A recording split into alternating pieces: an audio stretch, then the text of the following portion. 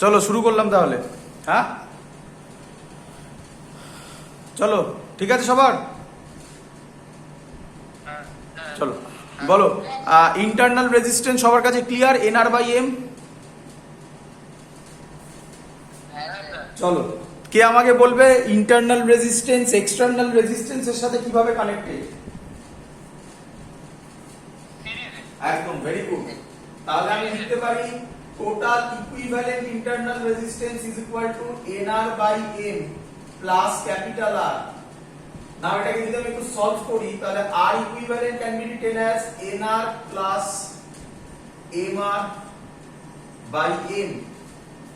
Now formula for current, V is equal to IR, I is equal to V by R. Now V can be written as EMF, so this can be written as E equivalent by R equivalent.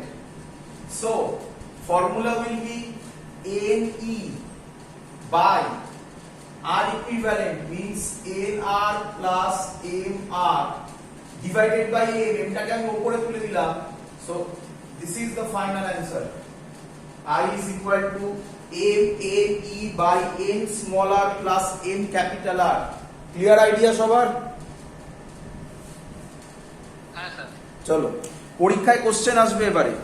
লেখো find the value of small r. Find the value of small r. আমি ছবিটা মুছবো, এখান থেকে এই কোশ্চেনটা দেয় যেটা আমি এখন করাচ্ছি। Find the value of small r when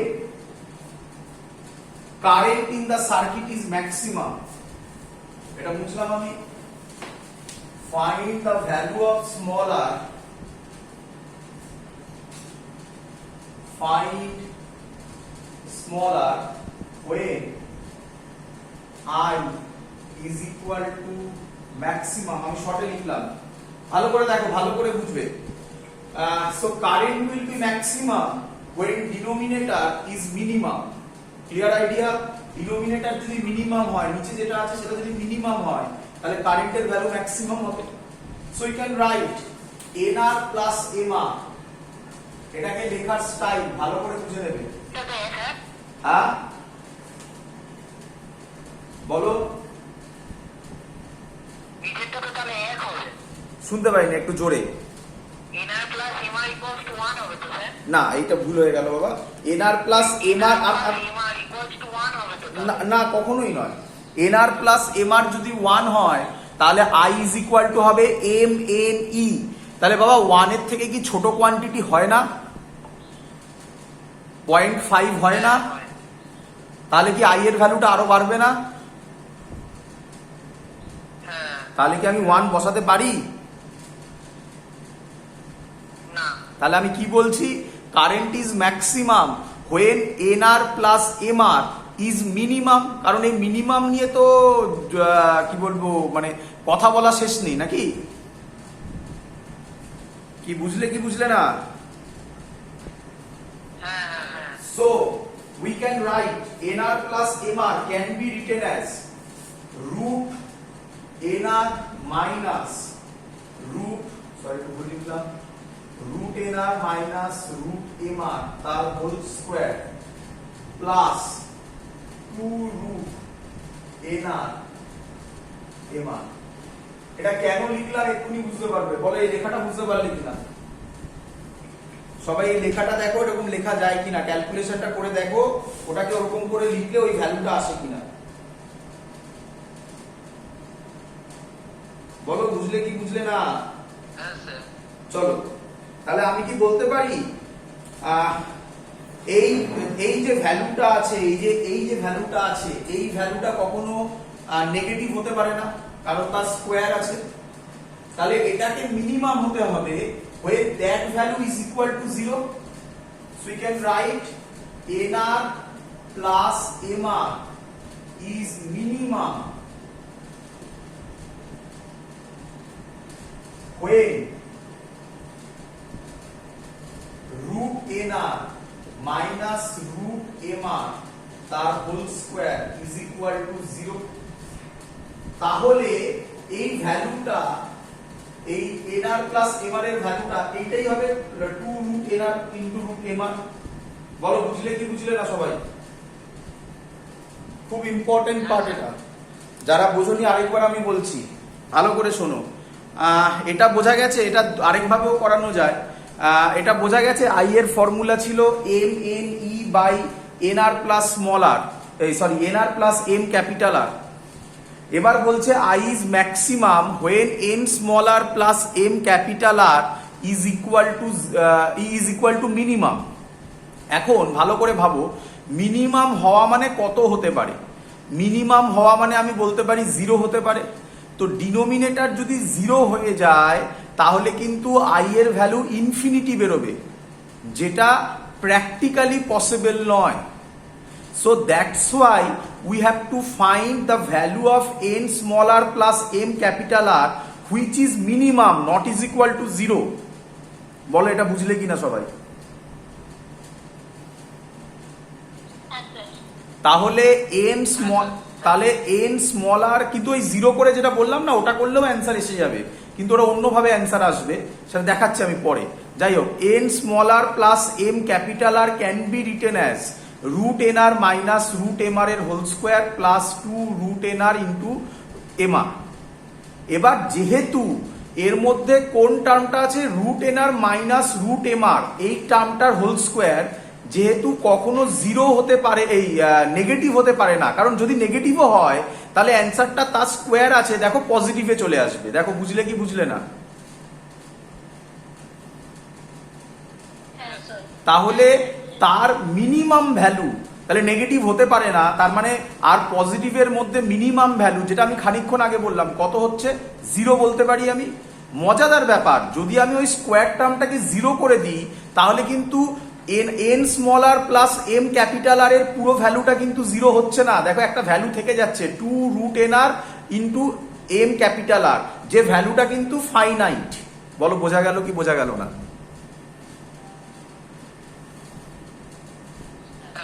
তাহলে আই এর যে ভ্যালুটা বেরোবে সেটা আমার কাছে আর ইনফাইনাইট নয়, তার ভ্যালুটা কত বসিয়ে দেবো? ওই ডিনোমিনেটরের জায়গায় ম্যাক্সিমাম ভ্যালু বার করার সময় 2 রুট এন আর রুট এম আর বসিয়ে দেবো। বল বুঝলি কি না? তাই এইভাবে অঙ্কটাকে এগোতে হয়। তাই আমি যদি এবার এটাকে 0 করে দিই তাহলে অ্যান্সার আসবে, স্কোয়ার টার্মকে যদি আমি 0 করে দিই রুট উঠে যাবে, n small r is equal to m capital R. So r এর ভ্যালু হবে m capital R by small n. Simple thing. বল বুঝলি কি না? পরীক্ষা এটা বার করতে দেবে। Find the value of small r when current in the circuit is maximum. Clear idea সবার? এবার তোদের হ্যাঁ আমি আর একটু বলে নিই। এবার যেটা বলছি সেটা শুনবি, বাট ওইভাবে করবি না।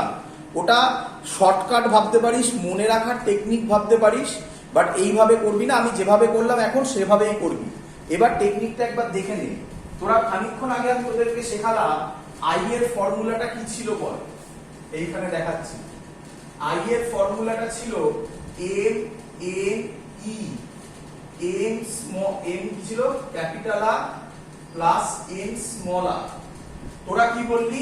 আই এর ভ্যালু ম্যাক্সিমাম হতে গেলে এটাকে কি করতে হবে? 0। কিন্তু আমি কেন এটাকে 0 করতে পারছি না? এটাকে যদি আমি ডাইরেক্ট 0 করে দিই তাহলে আই এর ভ্যালু ইনফিনিটি হয়ে যাবে, যেটা প্রবলেম। কিন্তু ধরে নি কথার কথায় যে হলো 0, তাহলে দেখ অ্যান্সার কি আসে, m capital R plus n small r is equal to 0। তাহলে আর হবে minus n capital R by n. তোরা পরিষ্কার বলতে পারিস মাইনাস তো রেজিস্ট্যান্সে পসিবল নয়, তাহলে এটাকে আমি কেটে দিতে পারি। দেখ ফাইনাল অ্যান্সার মিলে গেছে তার সাথে। বল বুঝলি কি না? তাহলে কিন্তু এই মেথডটা করবি না, তার কারণ ওইখানে ওই যে নেগেটিভটা আমরা যে কেটে বাদ দিয়ে দিলাম সেটা লজিক্যাল হলো না, ওটা এক্সপ্লানেশন টাইপ হয়ে গেল, তাই না? কিরে? এবং এটার আরেকটা বড় প্রবলেম হচ্ছে, যদি আমি ডিনোমিনেটরকে 0 করে দিই তাহলে আই এর ভ্যালু ইনফিনিটি চলে আসবে। তোকে যদি এরপরে ফার্দার 12 করতে দেয়, what is the maximum value, ধর আর এর ভ্যালু বলেই দিল তোকে, then what is the maximum value of I, তাহলে তুই প্রথম মেথডটা মানে যেটা এখনো বাদিকে করা আছে সেটা করলে তুই দেখ ওই ভ্যালুটা পাবি, আগের মেথড এই পরের মেথডটা করলে কিন্তু পাবি না। বল বোঝা গেছে কিনা সবার কাছে? Clear idea? চলো Yes, sir. তাহলে আমি যা করলাম এগুলো পরীক্ষায় আসবে, ইরেসপেক্টিভ অফ বোর্ডস, সব বোর্ডের জন্য এত অবধি ইম্পর্টেন্ট। ক্লিয়ার সবার? ক্লিয়ার সবার? হ্যাঁ স্যার। চলো এক মিনিট সবার দেখা যাচ্ছে সবকিছু তো? হ্যাঁ স্যার। চলো এবার আমি যেটা করাবো এটা একটা স্পেশাল বলতে পারো এই পোর্শনটা। স্পেশাল মানে দেখো আমার সাজেশন করে নাও, সিনারিওর ওপর ডিপেন্ড করে আমি হয়তো বলতে পারি এখন এটা খুব কম বোর্ডসেই দেবে। আর আমি বলে দিচ্ছি সেই বোর্ড দুটোর নাম হচ্ছে সিবিএসসি আর বেঙ্গল বোর্ডে আমি এর পরের যে টাইপটা করছি তারা এই কোশ্চেনটা দিয়ে থাকে। আইএসসি বোর্ড এই কোশ্চেনটা এখনো পর্যন্ত কোনোদিনও দেয়নি, কিন্তু আমি রিপিট করছি আবার, জয়েন্টে কিন্তু এটা ইম্পর্টেন্ট, তো এই টেকনিকটা শিখে নিতে হবে। দেখো এর আগে অবধি যা পড়ালাম সব সিলেবাসে আছে, এটা তোমার চয়েস, বাট আমার সাজেশন করে নাও। যদি কারোর মনে হয় যে না আমি এটা মনে রাখতে পারছি না, খুব টাফ হয়ে যাচ্ছে, সেই একমাত্র এটাকে বাদ দিতে পারো, বাকিরা করে নেবে।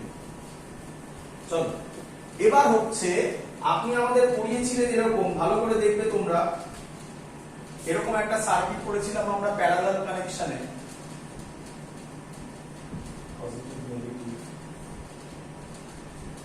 এটা E1, এটা E ছিল, এটা E ছিল, এটা স্মল r ছিল, এটা স্মল r ছিল।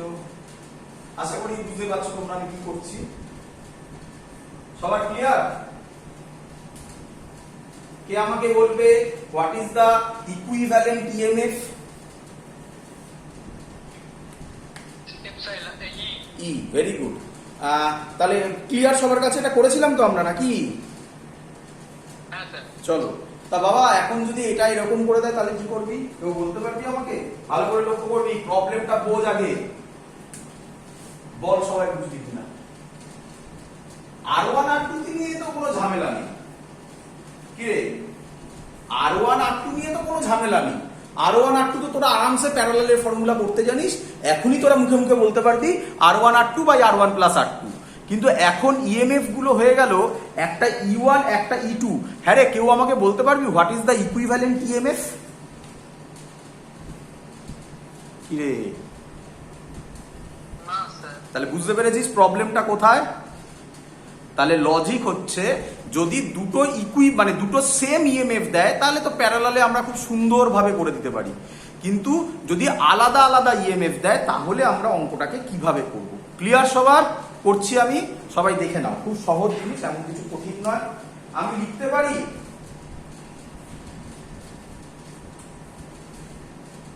এখানে যে ভোল্টেজ ড্রপটা হবে সেটার নাম দিলাম, আমার উপরে লেখার জায়গা নেই, আমি জাস্ট ছোট করে এখানে লিখছি, সেটার নাম দিলাম V1। এখানে যে ভোল্টেজ ড্রপটা হবে তার নাম দিলাম V2। এখান দিয়ে কারেন্ট যাচ্ছে I1, এখান দিয়ে কারেন্ট যাচ্ছে I2। কোনো ডাউট? কোনো ডাউট? না স্যার। আচ্ছা একটু বলবে, হ্যাঁ, কারণ আমি আস্তে আস্তে একটু ডিফিকাল্ট জায়গায় ঢুকবো আস্তে আস্তে, তো কারোর যখন ডাউট হবে আমাকে বলবে, হাজার ভাবে বোঝানোর টেকনিক আছে। তো আবার বলছি আমি, E1 থেকে কারেন্ট যাচ্ছে I1, E2 থেকে কারেন্ট যাচ্ছে I2, E1 আর R1 ওটা তো টোটালটাই তো একটা সেল, ওর একপাশে ভোল্টেজ ড্রপ হচ্ছে V1 আর তলাটার একপাশে ভোল্টেজ ড্রপ হচ্ছে V2, সে আমি ধরলাম। আচ্ছা আমি একটা ইচ্ছা করে ভুল ধরেছি, কেউ আমাকে বল, ভুল নয়, আমি পরে ওটা ঠিক করে নিতাম, কেউ আমাকে বলবি কি ভুল ধরেছি এবং সেটা আমার শেখানো? কেউ? হ্যাঁ বল বাবা। এটা সেম। একদম ভেরি গুড। তাহলে পরের লাইনে আমি লিখতে পারি V1 is equal two V2 is equal two V। কি রে? হ্যাঁ স্যার। কেন কেন? কারণ এটা প্যারালাল। একদম, কারণ প্যারালালে কানেক্টেড হলে ভোল্টেজ ড্রপ সেম হবে নাকি? হ্যাঁ স্যার। চলো তাহলে আমি কি এবার এগুলো লিখতে পারি? আশা করবো এবার আমি যেগুলো লিখবো সেগুলো তোমাদের প্রবলেম হবে না। এগুলো শিখিয়েছিলাম আমি।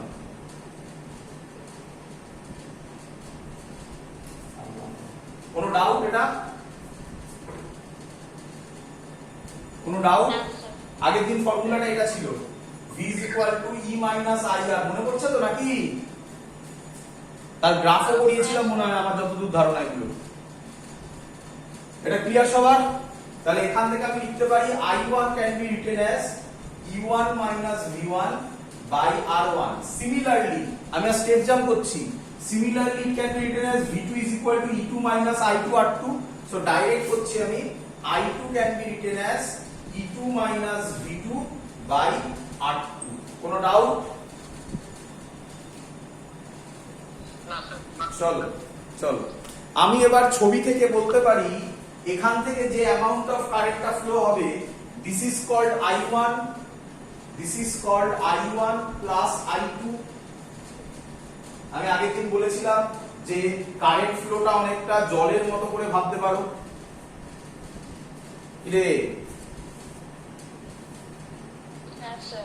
চলো তোমরা আমার সাথে ইন্টারঅ্যাকশন না করলে কিন্তু অনলাইন ক্লাস নেওয়ার আমার কোনো ইয়ে নেই, তাহলে আমি ইউটিউবে দিয়ে দিতে পারতাম। তোমরা ইন্টারঅ্যাকশন করলে তবে ভাল লাগে একটুখানি, মানে মানে অনেকটা লাইভ ক্লাসের মতো হওয়ার চেষ্টা করা যায়। তাহলে আমি লিখতে পারি total current I is equal to I1 plus I2। I1 এর জায়গায় ভ্যালুটা বসাবো E1 minus V1 by R1 plus E2 minus V2 by R2। Solve করছে একটু, R1 R2 LCM হচ্ছে, একেবারে করে দিচ্ছি আমি একটু, তোরা বাড়িতে করে নিবি। E1 R2 minus V1 R2 plus E2 R1 minus V2 R1। এখান থেকে আমি লিখতে পারি, ভালো করে দেখবি, E1 R2 minus V R2 plus E2 R1 minus V R1 by R1 R2। কি করেছি আমি? এটা মুছলাম আমি। কি করেছি? as, আমি এই সাইডে লেখার জায়গা নেই বলে এই সাইডে লিখছি as V1 is equal to V2 is equal to V, that V1 R V2 এর জায়গায় V বসিয়ে দিয়েছি। কোনো ডাউট কারোর? না। চলো Yes, sir. চলো তাহলে বুঝতে পেরেছিস যে আমি কেন ইচ্ছা করে আগে V1 V2 ধরেছিলাম আর এখন আমি আলাদা করলাম। চলো পরের লাইন করব, পরের লাইন করব। লেফট হ্যান্ড সাইডটা মুছে দিচ্ছি আমি। এটা ইজ ইকুয়াল টু I ছিল, তাই তো? লেফট হ্যান্ড সাইডটা এটা মুছে দিলাম আমি, পুরোটা ছবিটা মুছে দিলাম, দরকার নেই আমার আর। ক্রস মাল্টিপ্লাই করব I R1 R2 is equal to E1 R2 minus plus E2 R1, এটাকে আগে নিয়ে নিলাম, মাইনাস কমন গিয়ে V কমন গিয়ে R1 plus R2, আর বাইরে দিয়ে লাভ নেই, বাইরে দেওয়া হয়ে গেছে। বলো সবার কোনো ডাউট? কোনো ডাউট? No, sir. এগোচ্ছি, এটাকে লিখে দিচ্ছি V R1 plus R2 is equal to E1 R2 plus E2 R1 minus I R1 R2। তাহলে এখান থেকে লিখতে পারি V এর ফর্মুলা হবে E1 R2 plus E2 R1। আমি যেভাবে লিখছি সেভাবে লিখবে, তার পেছনে রিজন আছে। R1 plus R2 minus I R1 R2 by R1 plus R2।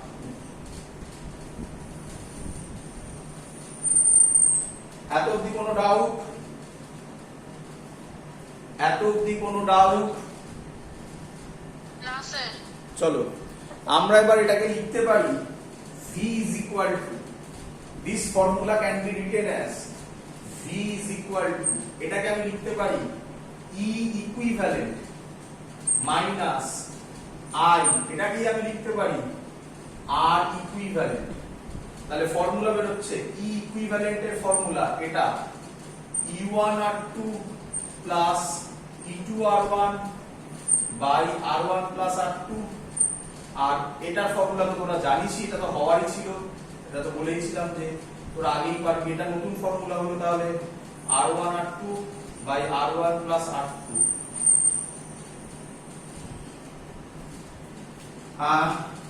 আমার সাজেশন বেঙ্গল বোর্ড আর সিবিএসসি বোর্ড, এই দুটো বোর্ড এই ডিরাইভেশন গুলো করবি।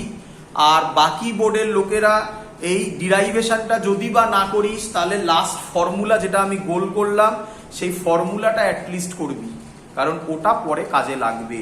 বল, সবার কাছে কোনো ডাউট হলে বলে ফেল। বল বাবা, কিছু ক্লিয়ার আইডিয়া সবার? হ্যাঁ স্যার। চলো, তাহলে এই ফর্মুলাগুলো আমাদের হয়ে গেল। এবার আমরা যেটাতে যাচ্ছি সেগুলো আমি একটু ছোট ছোট জিনিস ছিল, ওটা আমি পরে বলছি তোদেরকে। ছোট জিনিস হচ্ছে ওয়ার্ক ডান, পাওয়ার, সেগুলো আমি পরে বলছি। আচ্ছা, একটা জিনিস আমি এখানে স্টেপ জাম্প করছি, সেটা আমি করব নিঃসন্দেহে, অলরেডি তোমাদের কিছু পোর্শন করানো। ভদ্রলোকের নাম হচ্ছে গিয়ে ইকুইভ্যালেন্ট রেজিস্টেন্স। ইকুইভ্যালেন্ট রেজিস্টেন্সের আমি বেশ কিছু মেথড শেখাবো, যে মেথডে তোমরা নিজেরা আননোন অঙ্ক সলভ করতে পারবে। আমি এতদিন ধরে করাচ্ছি, ম্যাক্সিমাম স্টুডেন্ট আমি দেখেছি ইকুইভ্যালেন্ট রেজিস্টেন্স অর বলো আরেকটা কি নাম, ইকুইভ্যালেন্ট ক্যাপাসিটেন্স, এই অঙ্কগুলো তারা তখনই পারে যখন তাদের সেগুলো কমন পড়ে।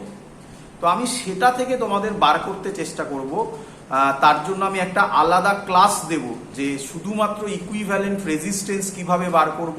এবং তোমাদের মনে পড়ে হয়তো আমরা ক্যাপাসিটেন্স করানোর সময় আমি একটা কথা বলেছিলাম, হুইস্টন ব্রিজ। সেই হুইস্টন ব্রিজ কেন হয়েছে সেটার প্রুভও আমরা এখানেই করব। তো তার জন্য ওই পোর্শনটা আমি, এটার পরেই ওই পোর্শনটা হওয়ার কথা, আমি ওটা এখন করাচ্ছি না, কারণ সব করানোর পর একসাথে করাবো। কিরচফস লটা তোমাদের শেখানোর পর তারপর তোমরা বুঝতে পারবে যে ওই প্রবলেম হলে কিরচফস ল কিছু হেল্প করতে পারে তোমাকে। তার জন্য আগে এগুলো শিখিয়ে লাস্ট ওটা আমি করাবো। চলো, হেডিং দাও কিরচফস ল, খুব ইম্পর্টেন্ট, বা কারশফস ল। কিরচফস ল বা কারশফস ল, কেউ আমায় বলবি কোথায় ছিল 11-এ? একদম হিটে থার্মাল কন্ডাকশন, মানে এটা মনে হয় ম্যাক্সিমাম স্টুডেন্টরাই মনে হয় অপছন্দ করতিস। প্রচুর ল ছিল, মুখস্থ করতে হতো, তাতে কিরচফস ল বা কারশফস ল ছিল। সেটা অত ইম্পর্টেন্ট ছিল না,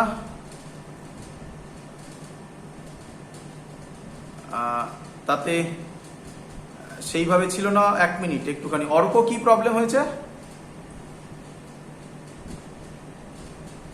অর্ক নেই? অর্ক, অর্ক কি প্রবলেম হয়েছে? শুনতে পাচ্ছি।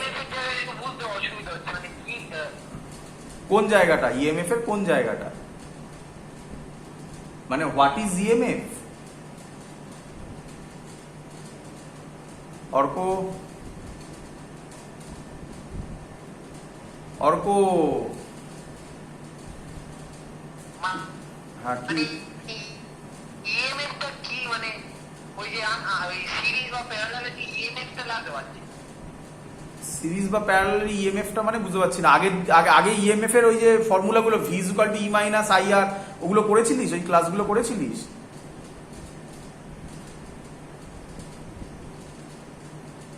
হ্যাঁ,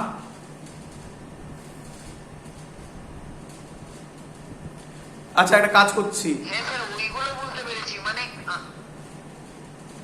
তোর কথা আমার কাছে কেটে যাচ্ছে বেশ কিছু কথা। তুই এক কাজ কর, ক্লাসটা শেষ হয়ে যাক, তারপর আমাকে আলাদা করে ফোন করিস, আমি তারপর তোর কথা শুনে বাকি জিনিসগুলো বলে দেবো, ঠিক আছে? তোর কথা কেটে যাচ্ছে, আমার কাছে আসছে না। পড়িয়ে নিয়ে আমি লেখ কিরচফস ল ফার্স্টে। কিরচফস ল এর লেখ ফার্স্ট ল, কিরচফস ফার্স্ট ল খুব ইম্পর্টেন্ট, কিন্তু ভালো করে বুঝবি, সব পরীক্ষায় আসবে। কিরচফস ফার্স্ট ল স্ল্যাশ দিয়ে লেখ junction rule or current rule. আমি লিখে দিচ্ছি।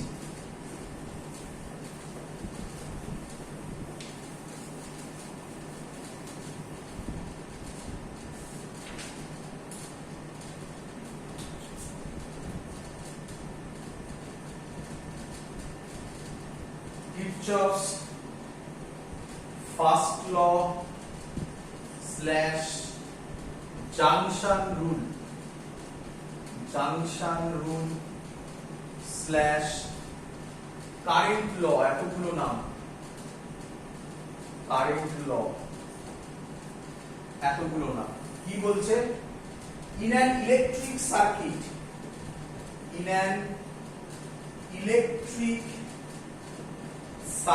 CKT dot মানে circuit, the algebraic sum the algebraic sum of current at any junction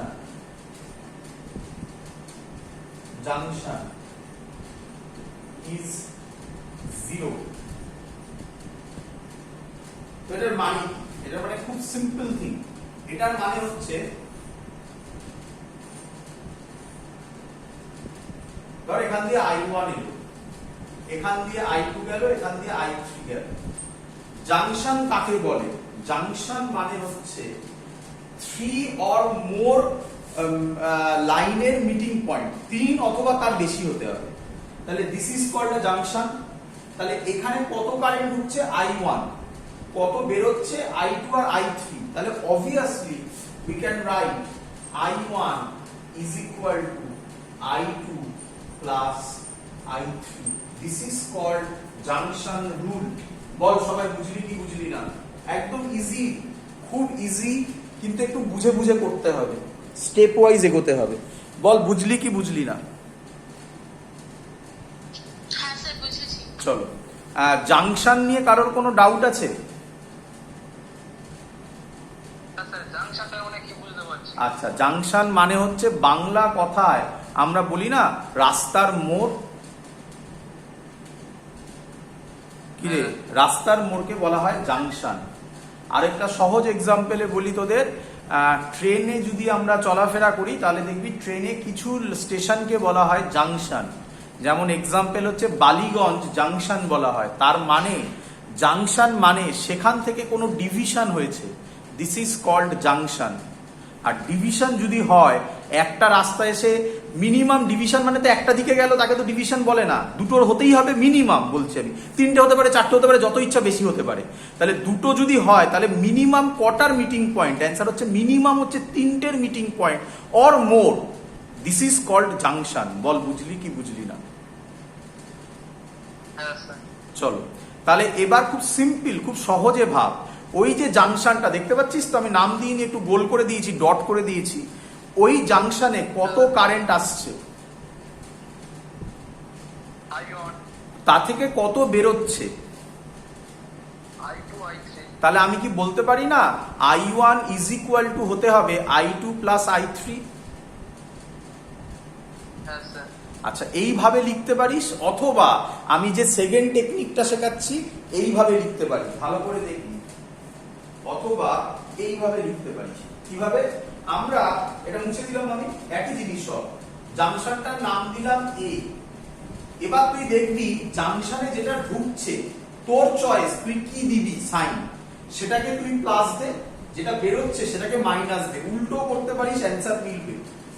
ধর যেটা ঢুকছে সেটাকে আমি প্লাস বললাম, তাহলে প্লাস I1, যেটা বেরোচ্ছে সেগুলোকে মাইনাস বললাম, তাহলে plus minus I2 plus minus I3 is equal to 0।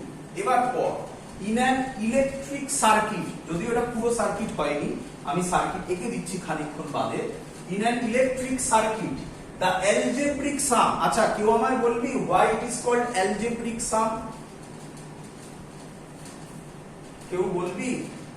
যদিও এই জায়গাগুলো থেকে অত কোশ্চেন আসবে না, তবুও why it is called algebraic sum? কেউ? আরে আমি পড়িয়েছিলাম না কারেন্ট স্কেলার কোয়ান্টিটি? না না, current scalar quantity, scalar quantity হলে তো ভেক্টর সাম হবে না নাকি? So that's why it is called algebraic sum of current. তাহলে algebraic sum মানে প্লাস I1, আশা করি সবার বোঝা গেছে। দ্যাট প্লাস অফ মাইনাস, ওটা বুঝতে পেরেছিস, তার মানে algebraic sumই করছি আমি। এবার অটোমেটিক্যালি সাইনের জন্য মাইনাস হয়ে গিয়ে দেখ আগের ইকুয়েশনটাই তুই পাবি। বল বুঝলি কি বুঝলি না? আবার খুব সিম্পল থিং, আমি ডাইরেকশন, এটাই মেন জায়গা হবে, সাইন কনভেনশন, এটাকে ফলো করতে হবে। সাইন কনভেনশন তুই তোর মতো চেঞ্জ করতে পারিস, আমার কিচ্ছু বলার নেই, অ্যান্সার মিলবে, শিওর শট মিলবে। কি লজিক? আমি ওইখানে ধরছি যে কারেন্টগুলো ঢুকছে তাকে আমি প্লাস ধরলাম, যে কারেন্টগুলো বেরোচ্ছে তাকে আমি মাইনাস ধরলাম। কত কারেন্ট ঢুকছে I1, তাহলে লিখলাম প্লাস I1। কত কারেন্ট বেরোচ্ছে I2, তাহলে প্লাস অফ মাইনাস, তাকেই তো অ্যালজেব্রিক সাম বলে। Plus of minus I2 plus of minus I3 is equal to 0। বল বুঝলি কিনা? হ্যাঁ স্যার। চলো এবার এখান থেকে অঙ্ক কিরকম আসতে পারে। আচ্ছা তার আগে আরেকটা তোমরা লিখে নেবে, এটা পরীক্ষাতে দেয় শর্ট কোশ্চেনে। This follows conservation of charge. এটাকে বলা হয়, এই লটাকে বলা হয়, কি বলা হয়? Conservation of charge. কেন? খুব সিম্পল থিং। আমি এখান থেকে বলতে পারি যে অ্যামাউন্ট অফ কারেন্ট যত ফ্লো হচ্ছে, যত ইন করছে, তত অ্যামাউন্ট অফ কারেন্ট আউট হচ্ছে। That means very simple thing, current constant বলতে পারি। Total amount of flow of current constant. কিন্তু কারেন্ট তো ফান্ডামেন্টাল কোয়ান্টিটি নয়। এসআইতে শেখানো হয়েছিল, এসআইতে আমরা এখানে এইভাবে বলা হয় যে কারেন্ট ফ্লোকে আমরা বলি rate of flow of charge. তাই এখান থেকে কথাটা এসছে, টাইমটা তো সেম থাকবেই। কনজারভেশন অফ চার্জ, এটা শর্ট কোশ্চেনে দেয়। কিরচফ ফার্স্ট ল কোন কনজারভেশন লকে ফলো করে? অ্যান্সার হচ্ছে কনজারভেশন অফ চার্জ। কোনো ডাউট? স্যার ওয়্যারে ফ্লো করলে কোনো রেজিস্ট্যান্স হবে না থাকে? হ্যাঁ কি? আরেকবার ওয়্যারে ফ্লো করলে কোনো কারেন্ট যদি ওয়্যারে ফ্লো করলে রেজিস্ট্যান্স কোনো প্রডিউস হবে না? আমি কিছু শুনতে পাইনি, এক মিনিট আরেকবার বল, আরেকবার আসতে বল একটু। হ্যাঁ স্যার কারেন্টটা যদি ওয়্যারে ফ্লো হয় তাহলে কোনো রেজিস্ট্যান্স প্রডিউস হবে না? না, রেজিস্ট্যান্স প্রডিউস হবে? রেজিস্ট্যান্স কিছু প্রডিউস করা যায় নাকি ওরকম ভাবে? না, হবে না, ওরকম কিচ্ছু এফেক্ট ফেলবে না। আমি তার জন্য এবার সার্কিট দিচ্ছি। কিরকম কোশ্চেন এখান থেকে দিতে পারে সেটার জন্য দিচ্ছি। আশা করবো এটা করার পর তোর আর কোশ্চেনটা থাকবে না। দেখ, তো এই কোশ্চেনটার অ্যান্সার তোরা আমাকে করে দে। দেখ, বুঝলাম? কে আমায় বলবি? এটা তোদের কোশ্চেন, কিন্তু তোকে অ্যান্সার দিতে হবে। খাতা পেন নিয়ে বসবি।